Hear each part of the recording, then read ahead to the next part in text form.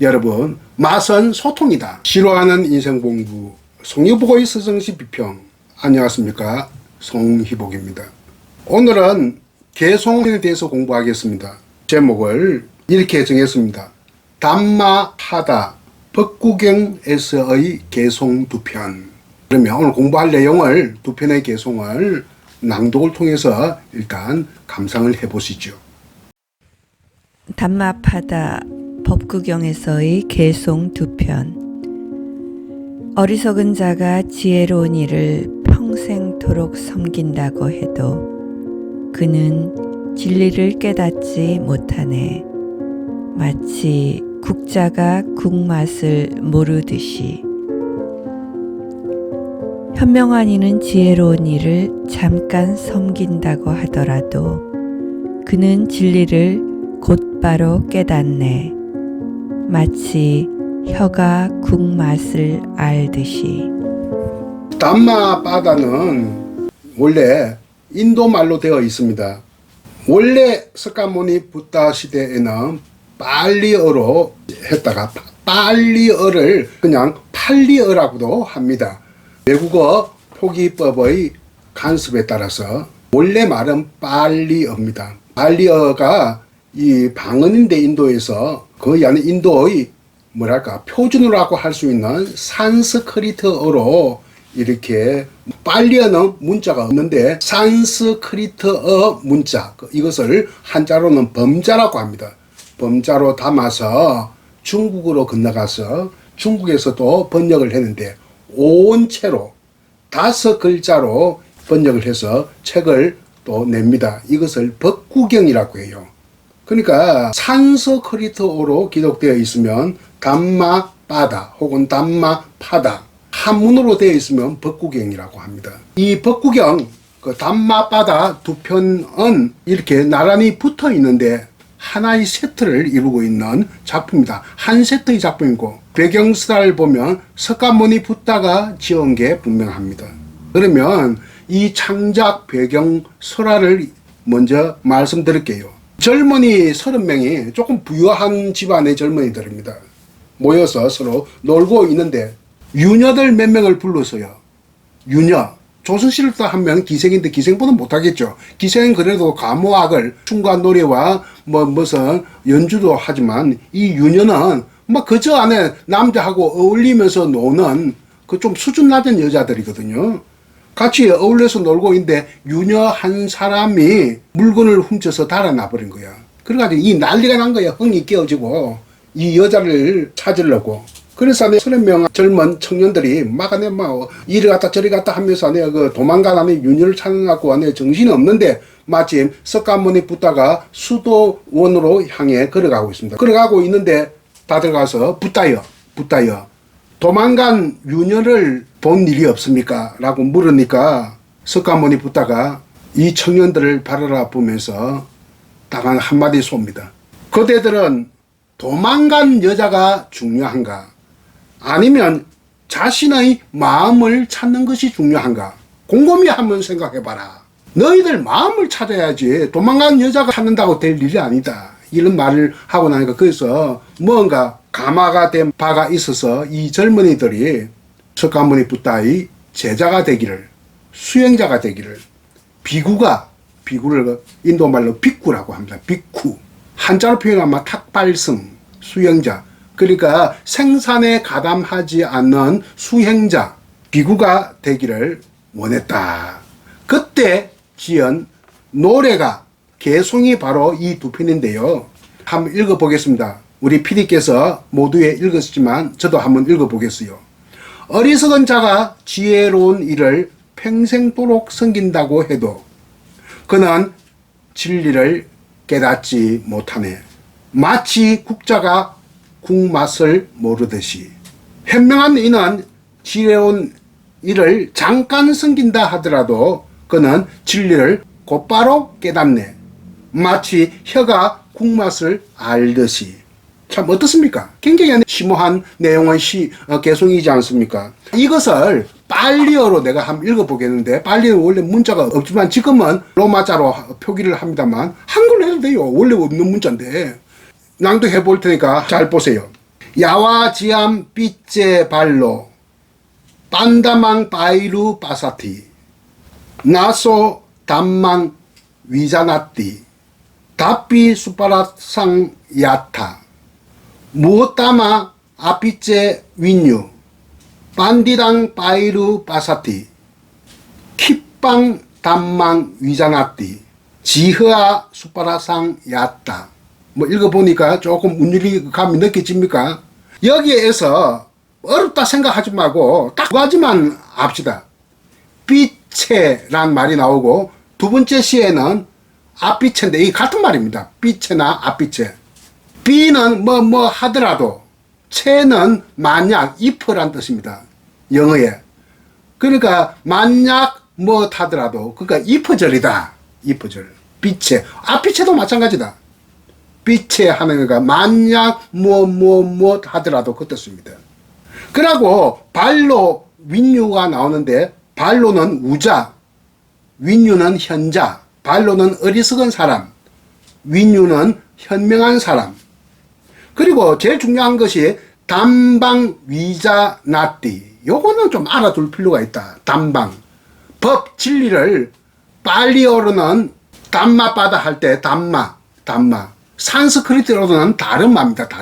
담마, 다르마. 담방하면 이것은 목적격을 동반한 표현입니다. 그리고 우리말로 하면 법을, 진리를, 담방, 법을, 진리를. 위자나띠는 알다, 깨닫다 그 말입니다. 담방 위자나띠, 진리를 깨닫다. 요거는 좀 알아둘 필요가 있다. 그리고 야타란 말은 뭐 하듯이 뭐처럼 직유법에 사용되는 말이고요. 하나씩 한번 들어볼게요. 야와 지암, 지암은 삶, 인생, 영어로 하면 life 이런 뜻입니다.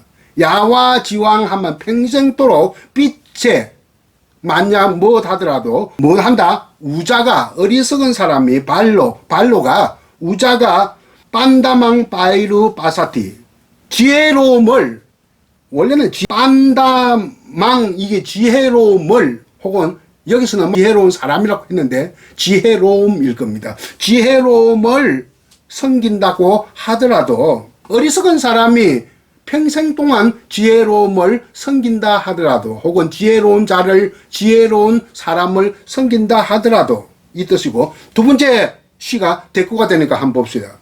무후따마 잠깐 동안 이런 뜻이에요. 아피째 윈유 만약 현자가 잠깐 동안 반디당 바이루 바사티 지혜로움을 섬긴다 하더라도 이렇게 서로 짝을 맺고 있습니다. 그 다음에 세 번째 행 봅시다.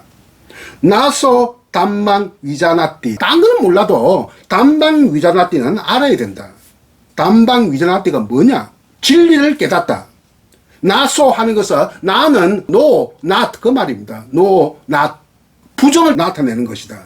소 하는 것은 he, she, it 3인칭을 대명사를 나타내는 건데 그거는 담방 위자나띠 뭐한다? 진리를 깨닫지 못한다. 그리고 두 번째 시에 보면은 킥방 하는 것은 곧바로 빠르게 그 말이거든요. 담방 위자나띠 곧바로 진리를 깨닫는다. 이런 또 대조적인 차이가 있고요. 마지막 다삐 수파라상 야띠. 수파라상은 국마입니다. 국마. 수파가 뭐냐 하면 국이란 뜻인데 영어의 숲에 해당됩니다. 그러니까 인도 유럽은 뿌리가 같으니까 벌써 2000년 전에 어원을 함께 하고 있다. 국맛을 답비 하는 것은 국자. 어떤 그 책에는 숟가락이라고도 표현되어 있는데 여기서는 국자라는 게 더 좋을 것 같습니다. 국자가 국맛을 이건 뭐야? 그 글자 그대로 하면 국자의 국맛처럼. 이 말은 마치 국자가 국맛을 모르듯이 이 말입니다. 국자의 국맛처럼. 그리고 두 번째 개송의 마지막은 지허아 수파라상 야타. 지허아. 이것은 혀입니다. 사람의 혀. 혀의 국맛처럼. 그러니까 마치 혀가 국맛을 모르듯이. 다시 봅시다. 어리석은 자가 지혜로운 이를 평생토록 섬긴다 하더라도 그는 진리를 깨닫지 못하네. 마치 국자가 국맛을 모르듯이. 현명한 이는 지혜로운 일을 혹은 지혜로움을 잠깐 섬긴다 하더라도 그는 진리를 곧바로 깨닫네. 마치 혀가 국맛을 알듯이. 곧바로 불교에서 말하는 도노란 말 있지 않습니까? 도노. 단박에 깨닫다. 그것과 관계가 있다고 하겠죠. 지금부터 40년 전에 시인 허영자 선생은 불교 사상이라고 하는 잡지에 수필을 하나 발표합니다. 그 수필이 나를 감동시킨 법구경의 한 구절인데 이 두 편의 개송을 두고 풀이한 겁니다. 내 고향이 경상남도 함양인데 조상대대로 물려온 큰 가마솥이 있었는데, 무쇠로 된 가마솥이 있었는데, 그게 집에 노숟가락이 있어서 수십 년 동안 할머니부터 어머니까지 이 밥을 하고 나면 누룽지가 생긴단 말입니다. 누룽지로 이게 긁었어요. 긁어내가지고 그 누룽지를 긁어내서 물에다 담아두면 그 누른밥이 되는 거죠. 이게 수십 년에 이게 둥근 노숟가락이 닳고 닳아서 할 것처럼 뾰족하게 되더라. 그렇게 수십 년 동안 누룽지를 긁어도 누룽지 맛을 모르더라. 멍텅구리에 지나지 않더라. 단박에 알 수 있는 것은 사람의 혀다. 그런 것을 보고 이 법구경에 나오는 이 개송 두 편이 너무 내가 어릴 때부터 경험해왔던 무쇠로 된 가마솥의 노숟가락 누른밥, 누룽지, 이것이 생각이 나서 참 대단한 시다 하는 것을 이야기했습니다. 맛은 무엇을 말하느냐? 요즘 많이 이야기하는 소통입니다. 17세기에 일본에 한 스님이 살았어요. 이 스님이 한자로 택암이라고 해요. 모택자, 암자, 암자. 목가에 암자를 지어서 수행하는 스님인데 유명한 스님이에요. 택암. 이 택암 스님이 고명하다고 해서 어떤 금객이 그 시대에 미야모토 무사시라고 하는 최고의 금객도 있고 막 금객들이 많이 있었는데 그 금객 한 사람이 미야모토 무사시에 버금가는 금객 한 사람이 찾아와서 스님 어떻게 하면 이게 금술의 실력을 수십 년 해나 안 늘고 그대로인데 이렇게 더 늘 수가 있겠습니까? 한 말씀을 부탁합니다 하니까 아이고 내가 무슨 금술을 알겠어요. 다만 네 글자를 내가 드리리라. 검선일미라. 검술과 참선은 한 맛이다. 만미자. 그러니까 비슷한 느낌이다. 당신은 그 참선 하듯이 검술을 한번 배워봐라. 이 말은 검선일미가 딴 말로 표현하면 심신불이라. 몸과 마음이 둘이 아니다. 운동선수가 마음보다 몸이 앞서거나 몸보다 마음이 앞서면 이거는 뭐가 안 되는 거예요. 조화가 안 되는 거예요. 몸과 마음이 소통이 돼야 돼. 일미. 그래서 검선일미라는 네 글자를 주면서 그 관객을 돌려보냅니다. 그러니까 검술과 참선은 소통한다. 하나의 맛이다. 이런 뜻이고요.